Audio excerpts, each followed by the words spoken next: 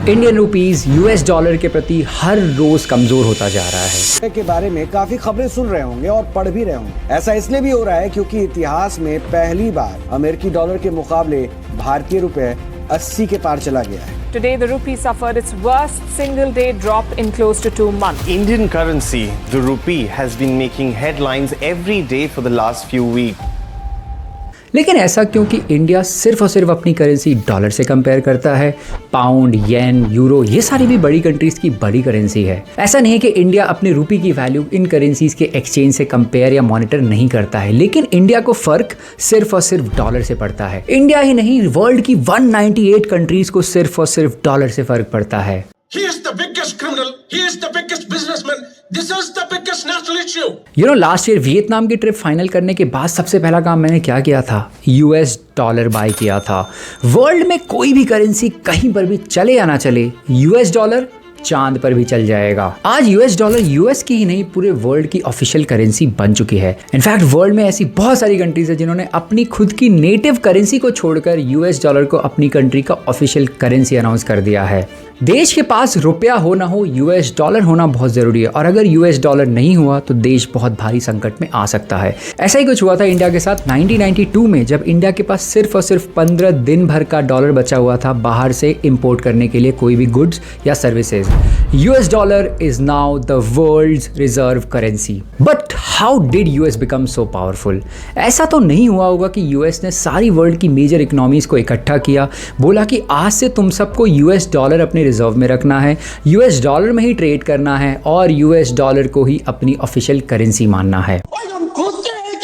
दुनिया के 59% countries US dollar reserve maintain करती है। एक बहुत ही शॉकिंग फैक्ट, आज तक यूएस की इकोनॉमी में जितने भी डॉलर नोट्स प्रिंट हुए हैं उसका 65% हिस्सा आज यूएस कंट्री के बाहर अलग अलग देशों में पड़ा हुआ है। In fact more than 66% of $100 bills and more than 50% of $50 bills are lying outside US territory. US dollar world की इस वक्त 60% पॉपुलेशन को डायरेक्टली अफेक्ट करता है। That is 4 billion people across the world are directly affected by US dollar. US economy पूरे world की economy को single handedly control करती है। एवरी टाइम यूएस इकोनॉमी में कुछ भी हलचल होती है पूरे वर्ल्ड की इकोनॉमी इफेक्ट हो जाती है। यहाँ उनके फेड ने इंटरेस्ट रेट ऊपर नीचे किया, पूरी वर्ल्ड इफेक्ट हो जाती है। यूके और इंग्लैंड की इकोनॉमी पिछले मल्टीपल क्वार्टर से डाउनफॉल, इनफैक्ट रिसेशन में भी चल रही है, लेकिन इस बात से हमें, हमारी कंट्री या दुनिया की किसी भी कंट्री को कुछ फर्क पड़ा? बिल्कुल भी नहीं। लेकिन अगर यूएस छींक भी दे तो पूरी वर्ल्ड की इकोनॉमी को सर्दी लग जाती है। Because of dollar dominance and its strong economy, US has the power to cripple every single economy on this planet within one night. US अगर चाहे किसी भी देश को सिर्फ और सिर्फ एक रात में बैंकरप्ट कर सकता है, उनकी इकोनॉमी को क्रिपल कर सकता है, पूरे देश को बर्बाद कर सकता है। That is the power USA has over the world economy. Probably that is one big reason why world की कोई भी कंट्री उठकर यूएस से पंगा नहीं लेती है। वर्ल्ड की 88% फॉरेन ट्रांजैक्शन आज यूएस डॉलर में होती है। लेकिन यहाँ पर एक ऑब्वियस सवाल बनकर ये आता है कि how did this US dollar become so powerful that it controls the entire economy of the planet earth? How did US dollar become so powerful? बात है 1913 की, वर्ल्ड वॉर 1, जब वर्ल्ड की सारी कंट्रीज वॉर की तैयारी कर रही थी, आर्मी बिल्ड कर रही थी, आर्म्स एंड एम्यूनिशन इकट्ठा कर रही थी, तभी यूएसए ने एक अपॉर्चुनिटी सेंस कर ली। यूएस ने अपनी सारी एग्जिस्टिंग इंडस्ट्रीज के अक्रॉस मैन्युफैक्चरिंग को स्केल अप कर दिया, और जैसे ही वॉर स्टार्ट हुआ, वर्ल्ड की सारी वॉर पार्टिसिपेटिंग कंट्रीज को कॉटन, वीट, रबर, मशीन के parts, weapons and arm supply करने लग गए। USA did not directly participate in the war, they facilitated it and they became the biggest merchant of World War I. In short, US was Amazon of World War I.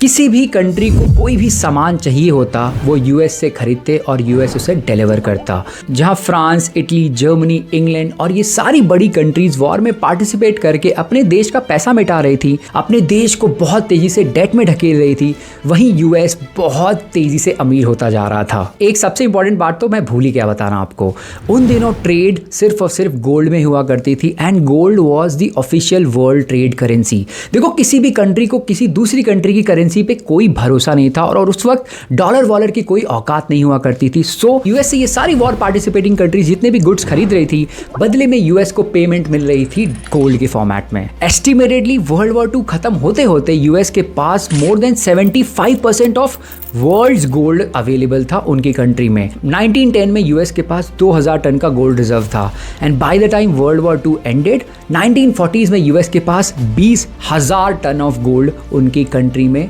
Available था। इतने सारे gold के साथ US became the wealthiest nation in the world and US की इतनी dominant position देख के सारी कंट्री घबराने लग गई और यहाँ पर यूएस ने फिर से एक अपॉर्चुनिटी सेंस कर लिया और एक सिक्सर जड़ दिया। 1944 में यूएसए ने वर्ल्ड की 44 मेजर कंट्रीज के साथ ब्रेटन वुड्स अग्रीमेंट साइन कर दिया। इस अग्रीमेंट से हुआ ये कि अब इन 44 कंट्रीज की करेंसीज यूएस डॉलर से पेग हो गई और यूएस डॉलर को खुद गोल्ड से पेग कर दिया गया, यानी कि 1 आउंस ऑफ गोल्ड मतलब 28.35 grams of gold was equal to $35. This became an international standard across the world. ये अग्रीमेंट साइन करने के बाद इन 44 कंट्रीज को आपस में ट्रेड करने के लिए गोल्ड यूज नहीं करना पड़ेगा। अब वो यूएस डॉलर का इस्तेमाल कर सकते थे आपस में ट्रेड करने के लिए। इस एग्रीमेंट में एक और बात बहुत साफ साफ हुई थी कि अगर कोई भी कंट्री यूएसए के पास यूएस डॉलर बिल लेकर जाता है तो यूएसए उसको उस डॉलर के बदले में गोल्ड डायरेक्टली दे देगा, यानी कि अब US dollar equal to gold in the whole international world market. इस अग्रीमेंट के बाद हुआ ये कि ये वर्ल्ड की जो टॉप 44 नेशंस हैं उन्होंने गोल्ड को छोड़कर यूएस डॉलर का रिजर्व बिल्ड करना स्टार्ट किया अपनी कंट्री में और आपस में और यूएस के साथ ट्रेड करने के लिए डॉलर का इस्तेमाल करने लग गए। सडनली ये 44 कंट्रीज ने यूएस डॉलर को ऑफिशियल करेंसी मान लिया और they started trusting dollar more than their own currencies, क्योंकि उन्हें पता था कि अगर कोई भी दिक्कत हुई वो ये डॉलर को यूएस को बेचकर फटाक से गोल्ड खरीद सकते हैं एंड गोल्ड का ट्रस्ट पूरी दुनिया में सदियों से चला आ रहा है। ब्रेटन वुड्स अग्रीमेंट के बाद 2 बड़ी ऑर्गेनाइजेशन का निर्माण हुआ, वर्ल्ड बैंक और IMF international monetary fund. World war 2 खत्म होने के बाद वर्ल्ड की मेजर इकोनॉमीज जैसे इटली, जर्मनी, इंग्लैंड, इन सब को लोन की जरूरत थी क्योंकि वो अपनी इकोनॉमी को रीबिल्ड करना चाहते थे। World bank and IMF was backed by USA and US dollar. तो इन 2 ऑर्गेनाइजेशन ने वर्ल्ड की सारी मेजर इकोनॉमीज को लोन देने स्टार्ट कर दिए, वो भी यूएस डॉलर में। Ultimately Bretton Woods agreement US द्वारा चला गया बहुत ही इंपॉर्टेंट और जीनियस मूव था जिसने डॉलर की पोजीशन को सीमेंट कर दिया था एटलीस्ट इन 44 इकोनॉमीज में एज एन ऑफिशियल करेंसी। लेकिन पिक्चर अभी भी बाकी है क्योंकि वर्ल्ड की 198 कंट्रीज अभी भी यूएस डॉलर को भाव नहीं दे रही थी। इस कहानी का मेन अध्याय तब शुरू होता है जब यूएस का प्यार ऑयल के प्रति बहुत तेजी से बढ़ने लग गया था। जब Russia, UK, Germany, Italy, Spain ये सारे वॉर में लड़कर खुद को मार पीट रहे थे, तभी सऊदी अरेबिया के लोग चिल मार रहे थे। उन्हें वॉर से कुछ फर्क ही नहीं पड़ता था क्योंकि उन दिनों मिडिल ईस्ट बहुत ही पुअर रीजन हुआ करता था। लेकिन दे डिड नॉट नो कि they were sitting on the biggest black gold of the world, that is oil. World war 2 के दौरान यूएस एंड यूके की कुछ कंपनीज पूरे वर्ल्ड में घूमकर सर्वे कर रही थी कि ऐसा लैंड कहां मिलेगा जहां से वो ऑयल एक्सट्रैक्ट कर सकती हैं। इनफैक्ट ऑयल को एक्सट्रैक्ट करके रिफाइन करके डिस्ट्रीब्यूट करने की टेक्नोलॉजी बहुत ही लिमिटेड कंपनीज के पास थी। 1939 में यूएस की एक कंपनी ने सऊदी अरेबिया के एक ऑयल वेल में ड्रिल करना स्टार्ट किया। This was the start of something really really big.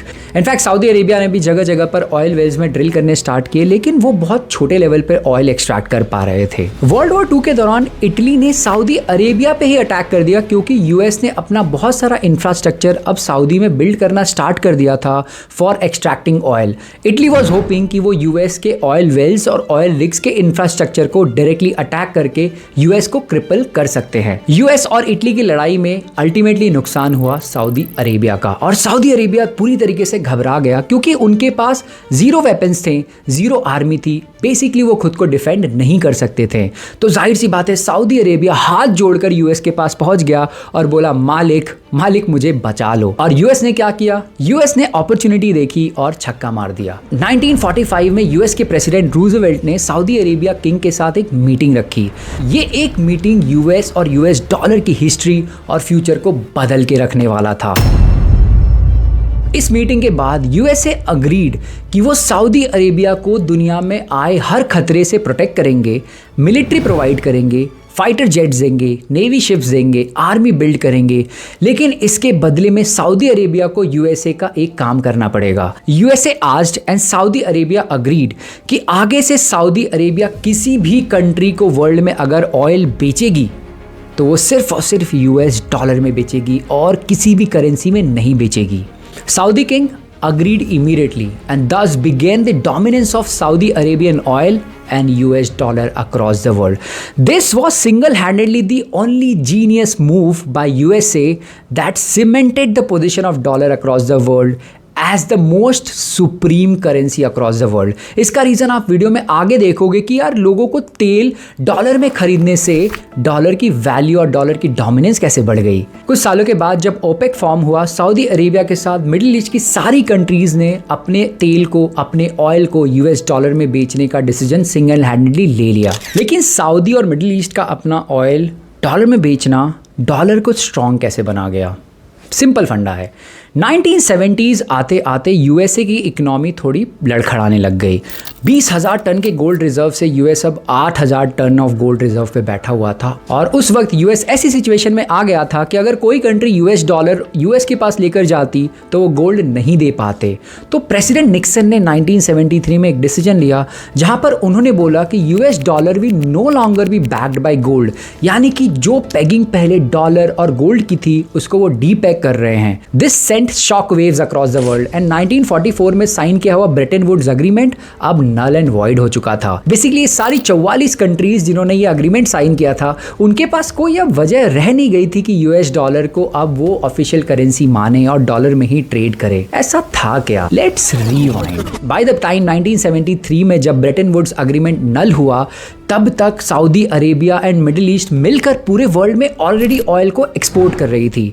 Even today 2025 में oil is the most precious commodity. अगर ऑयल नहीं तो आपका देश ग्रो नहीं कर सकता, प्रॉस्पर नहीं कर सकता।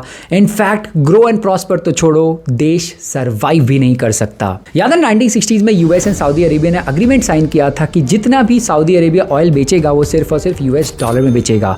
तो इन सारी कंट्रीज के पास अब भी वजह थी यूएस डॉलर को रिजर्व रखने की, क्योंकि हर कंट्री को ऑयल की नीड थी। बेसिकली अगर डॉलर खत्म तो ऑयल खत्म, आप ऑयल नहीं खरीद सकते हो सऊदी अरेबिया और मिडिल ईस्ट रीजन से। But was this enough to make dollar the strongest currency of the world? इस पूरी कहानी का एक आखिरी अध्याय यानी कि एक आखिरी चैप्टर बचा हुआ है जो आपको बताएगा कि कैसे US dollar became the most powerful currency in the whole world. Stay tuned. World trade was on the massive rise and globalization बहुत तेज़ी से पूरी दुनिया में फैल रहा था। अब पूरे वर्ल्ड की कंट्रीज आपस में मैसिव लेवल पे ट्रेड करने लग गई थी। चलो एक सिनेरियो इमेजिन करते हैं। इंडिया को कनाडा से लेदर खरीदना है। इंडिया के पास इंडियन रुपीज़ है और यूएस डॉलर का रिजर्व है। कनाडा के पास कैनेडियन डॉलर है और यूएस डॉलर का रिजर्व है। अब इंडियन बायर ये लेदर खरीदने के लिए कनाडा को 10 लाख रुपए दे सकता है, लेकिन कैनेडियन मर्चेंट लेगा नहीं। वो बोलेगा कि मैं रुपए का क्या करूँ, ये यहाँ नहीं चलता है, या तो मुझे कैनेडियन डॉलर दो या फिर यूएस डॉलर दो। अब ये इंडिया का बायर अपने रुपए को कैनेडियन डॉलर में कन्वर्ट करके इस मर्चेंट को कैनेडियन डॉलर पे कर सकता है, या फिर इंडिया के पास ऑलरेडी यूएस डॉलर है, कनाडा के पास ऑलरेडी यूएस डॉलर है, वो आपस में यूएस डॉलर में ही ट्रांजैक्शन कर लेंगे। क्योंकि पूरे वर्ल्ड में 198 कंट्रीज हैं जो आपस में ट्रेड कर रही हैं। हर कंट्री के लिए इतनी सारी करेंसीज का रिजर्व बना पाना नियरली इम्पॉसिबल है। इसलिए US dollar became the de facto currency of every world trade.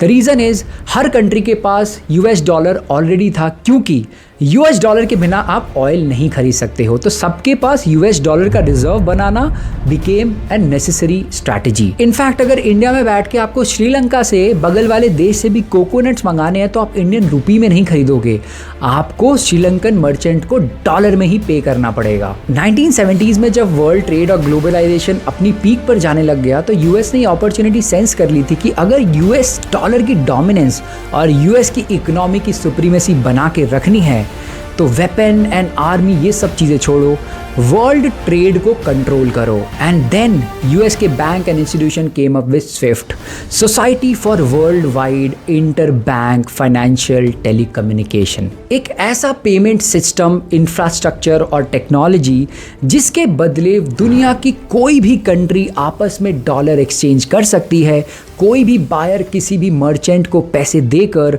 World के पॉइंट ए से पॉइंट बी का ट्रांजैक्शन करके गुड्स एंड सर्विसेज को एक्सचेंज कर सकता है। SWIFT payment system after Bretton Woods agreement and Saudi and US agreement became the third most important reason जिसकी वजह से US dollar ultimately became the most supreme currency in the world. आज SWIFT network को world की सारी countries यानी 198 countries use करती हैं, जिसमें 11,000 से भी ज्यादा बैंक्स और इंस्टीट्यूशंस ऑलरेडी पार्टिसिपेट करते हैं। आज कोई भी इंपोर्ट एक्सपोर्ट का काम बिना स्विफ्ट नेटवर्क के नियरली इम्पॉसिबल है। वर्ल्ड की 85% से भी ज्यादा ट्रांजैक्शन आज यूएस बैंकिंग सिस्टम से होकर ही गुजरती है। चलो फटाफट बहुत बेसिक में स्विफ्ट नेटवर्क समझा देता हूं। पहले तो ये समझ लो कि दुनिया की कोई भी बैंक को यूएस बैंक में अपना एक अकाउंट मेंटेन करना होता है।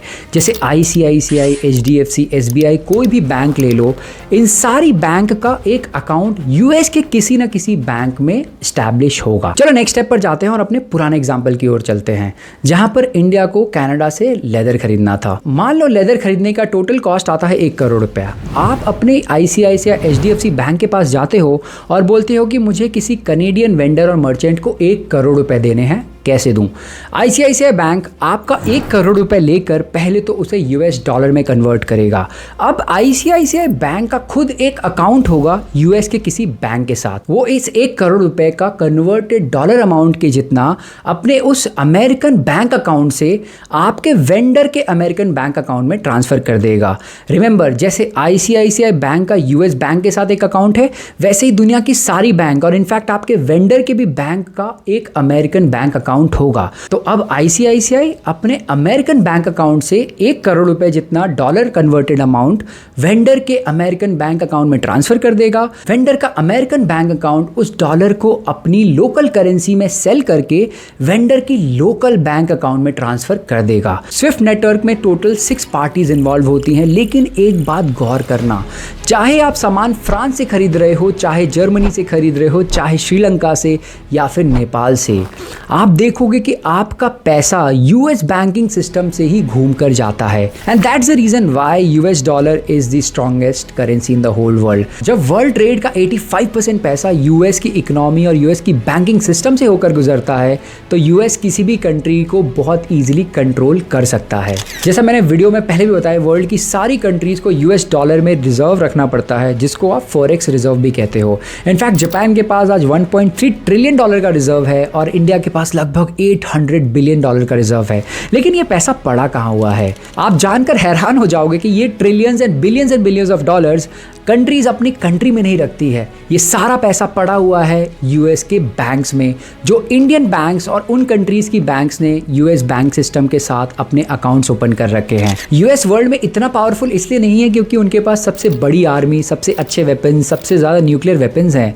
यूएस पूरे वर्ल्ड में इतना पावरफुल इसलिए है क्योंकि पूरे वर्ल्ड की फॉरेन रिजर्व करेंसी यूएस के बैंक अकाउंट में पड़ी हुई है, which is trillions of dollars. And US अगर चाहे किसी भी कंट्री को एक रात में क्रिपल कर सकता है। उसको सिर्फ और सिर्फ 12 घंटे लगेंगे कोई भी अमेंडमेंट पास करने में, और वो उस कंट्री के यूएस बैंक अकाउंट्स को फ्रीज कर सकता है। सेम चीज़ यूएस ने रशिया के साथ किया था, सेम चीज़ यूएस ने वेनेजुएला के साथ किया था, और सेम चीज़ यूएस बार बार करता आता है अगर यूएस से कोई भी कंट्री पंगा लेना स्टार्ट करती है तो। और अगर आपकी कंट्री के पास यूएस डॉलर नहीं तो आप तेल नहीं खरीद सकते हो, आप वर्ल्ड में ट्रेड नहीं कर सकते हो। बेसिकली अपने इंटरनल बनाए हुए प्रोडक्ट्स एंड सर्विसेज पे रिलाई करना होगा। वर्ल्ड की सारी कंट्रीज आपके लिए कट ऑफ हो जाएगी। यस, यूएस अपने इकोनॉमी और डॉलर की डोमिनेंस की वजह से दुनिया में बहुत सारी कंट्रीज को बुली भी करता है, लेकिन इस टॉपिक पे किसी और वीडियो में बात करेंगे। आई होप अब तक तो आप समझ ही गए होंगे कि चाहे ये भाई कुछ भी कह ले, अमेरिका क्या कहता था? क्या हो तुम? आज हम कहते तू क्या है बे? US is the most powerful economy in the world and US dollar is the strongest currency across the world. And I really hope कि आपको ये वीडियो पसंद आया और आपको US डॉलर की strong position and US dollar की strong dominance का रीजन तो पता चल ही गया होगा। Please like and share this video with your friends and family, and yes, subscribe करना ना भूलें। धन्यवाद।